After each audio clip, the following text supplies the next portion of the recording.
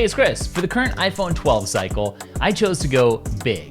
For the last 6 months or so, it's been the iPhone 12 Pro Max that's been sliding into my pockets, been snapping my photos, been texting my messages, and been powering my CarPlay. And I thought with the release of this brand new purple iPhone 12 here, I thought I would take some time to reflect on my half year of ownership with the Pro Max to just see if I think I got it right or wrong. Should I have gone with that regular 12? Would that actually have been all right?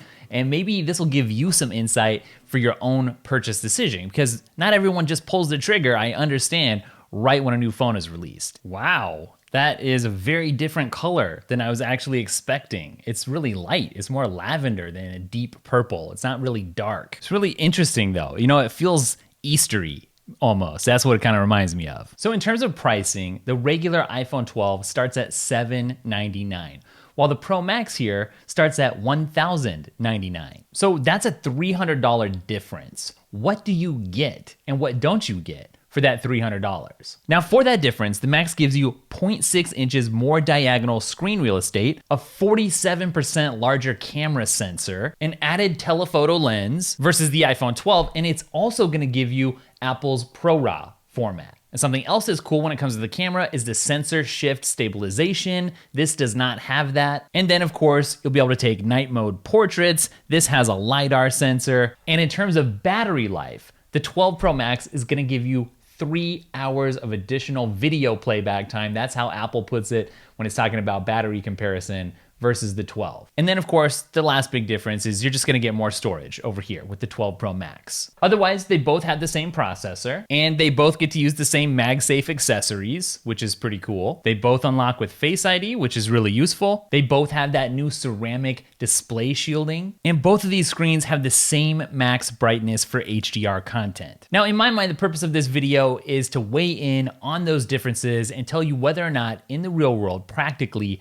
have they made a big difference for me. And in the process, I wanna help you figure out if you haven't bought yet, if you're considering this purchase, whether or not it might make a difference for you, or whether you should hold off and wait. And we'll talk about, is this a good time to buy an iPhone anyways at the end of the video. Now, I actually already unboxed a red iPhone 12 back closer to the launch. So feel free to check that out if you're just interested in a full iPhone 12 unboxing or that color in particular. And I've also talked quite a bit more in depth about the iPhone 12 Pro Max here and how I feel like it's kind of misunderstood. So you can also go down that rabbit hole on this channel. I'll link these all up down in the description for you if you want to get more information on this phone. But I'm going to confess something. I was fully planning this year to go with the new mini iPhone. I was fully prepared to go smaller, to go lighter. And you know from a lot of the videos that you've seen in the tech space here that a lot of other tech YouTubers did go down that route and we're super happy with it. And as the Apple event was unfolding, it occurred to me to take that same route as well until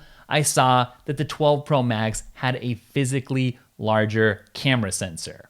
That's what got me. In fact, that camera sensor actually convinced me to buy two. One that's my personal iPhone and one that's my business iPhone. And the phone I got for the business here, I don't even view this as an iPhone. To me, it's purely a camera. I use it like a camera, and you can tell by the apps that I've got loaded on here, I just use it for the camera. So for me, this just slots in as a professional camera alongside the 5 Sony cameras that I typically use. Sometimes it becomes part of a multicam setup. Sometimes it's just the phone or the camera that I take with me on a professional video shoot, like I did with the AirTags unboxing and initial impressions review. There's a ton of iPhone footage shot on this phone, and if you want to see what it looks like, you can go check out that AirTag unboxing video. But while I was deciding what phone to order, the other thing I was thinking about was, you know what? My old iPhone 11 was often ending the day in low power mode. So I was thinking maybe that extra battery life that you do get thanks to that physically larger battery in the Pro Max would be useful to me on top of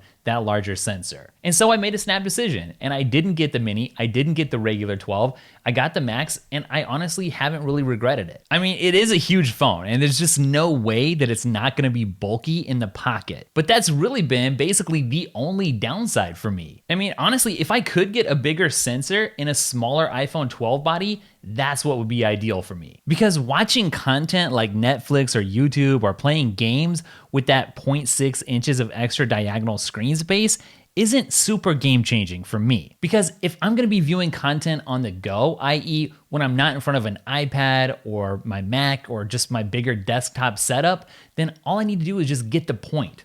I don't really need to feel super immersed in it. In fact, I would say using AirPods or headphones and just adding in good sound makes content on mobile feel way more immersive than does an extra 0.6 inches of screen real estate, honestly. So just my 2 cents, I don't think you should base your buying decision between these phones just on the screen size alone. On the flip side though, I think the camera capabilities and the camera differences, that is where we see a big enough difference to maybe consider making a purchase or making that upgrade. Now, honestly, I really don't feel like the average person needs the camera upgrades here. They really are, I think, mostly just like icing on the cake. They're really nice to have, but do you need to have them?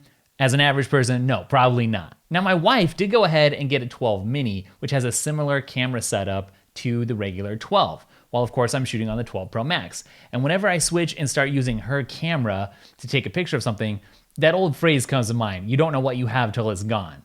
I really end up missing that telephoto zoom. But for me, that doesn't even feel like enough. I wish that this had a 10 times or bigger optical zoom, because I feel like a lot of the stuff that is worth capturing in life often happens at a distance. Now, if you're not a pro photographer, you're most likely not gonna care about Apple's ProRAW, which is very cool, but really only people who spend hours perfecting and getting the most out of their photos are gonna care. Additionally, night mode portraits, I'm gonna be honest, I haven't really used them at all. What does though very much matter to me at night or in dark areas is that larger image sensor for video stuff in particular. The iPhone in general, any iPhone, is still the best video taking phone hardware that exists. But thanks to this larger sensor, I'm of the opinion that I am able to capture moments, whether it's personal or professional, that are fleeting, that only last for just a little bit and they're gone, in the highest possible quality that I can. And that doesn't matter to everybody, but it does to me. Like even this really nice Sony ZV-1 here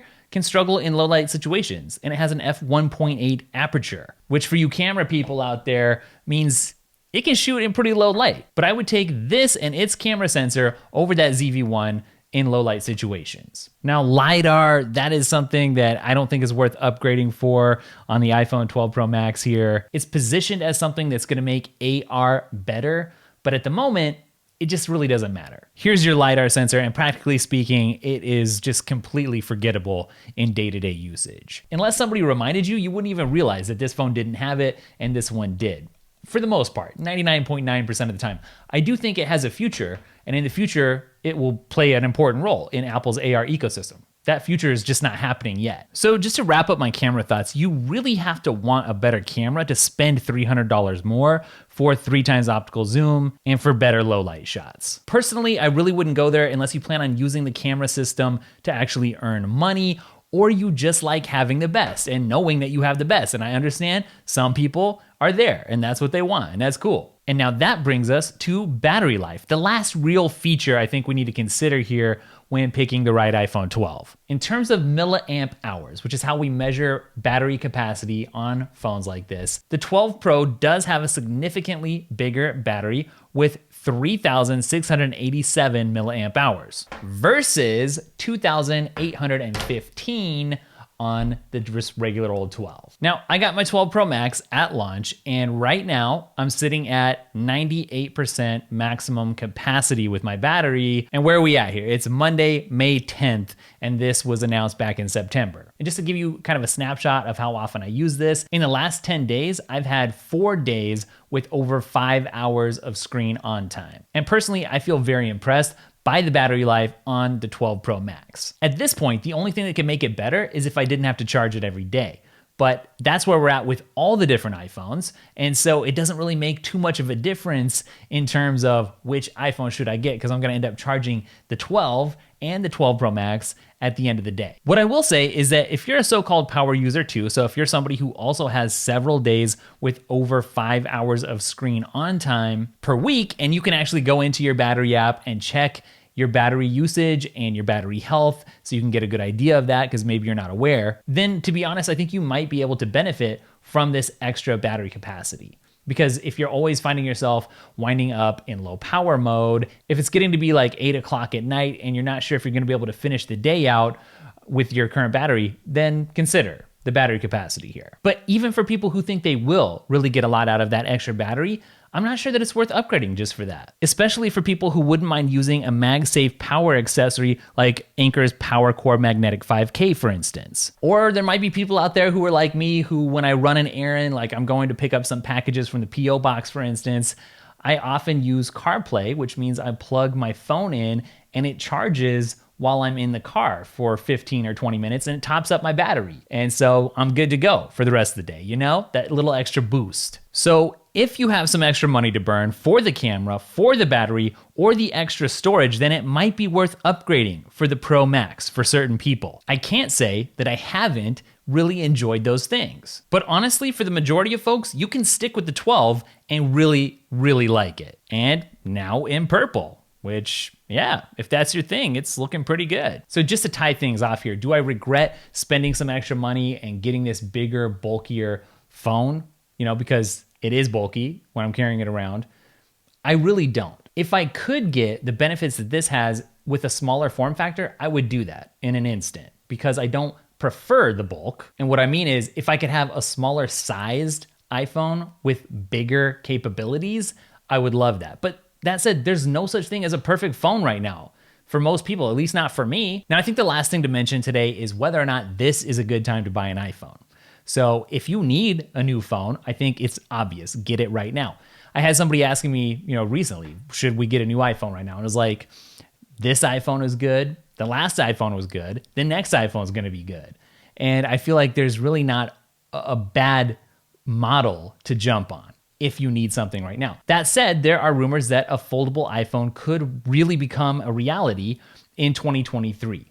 And so if you get in on this cycle right now, that gives you, about 2 years until that cycle hits if you want to get in on that, which could be cool. And the other thing to think about is there a good deal to be had?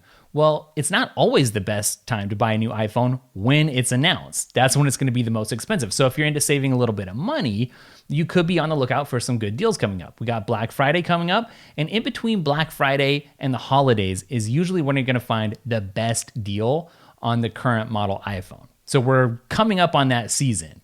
And so if you don't need something today and you want to save a little bit of money, you might just wait and see what's coming up in terms of deals. I hope that this video was helpful. And again, I'll link up my unboxing and first coverage of that red iPhone 12. And then for people who really want to get deeper into ProRAW, into the iPhone's HDR capabilities, and into why I thought that the 12 Pro Max was a little bit misunderstood, if you really are interested in this phone, I think you should check out those resources. I'll link all that stuff up down in the description. I do just want to let you guys know I finally published a new podcast episode. It's the Hey It's Chris podcast, formerly the Daily Tech After Party. Same content, new name. It's up right now. I'll link that up down below too. I would love to have you guys join me there because what people say is it's a different side of Chris and of Daily Tech. And so I think you guys would enjoy that. I'd love to hang out with you there. Otherwise, I'll catch you in the next video. Later.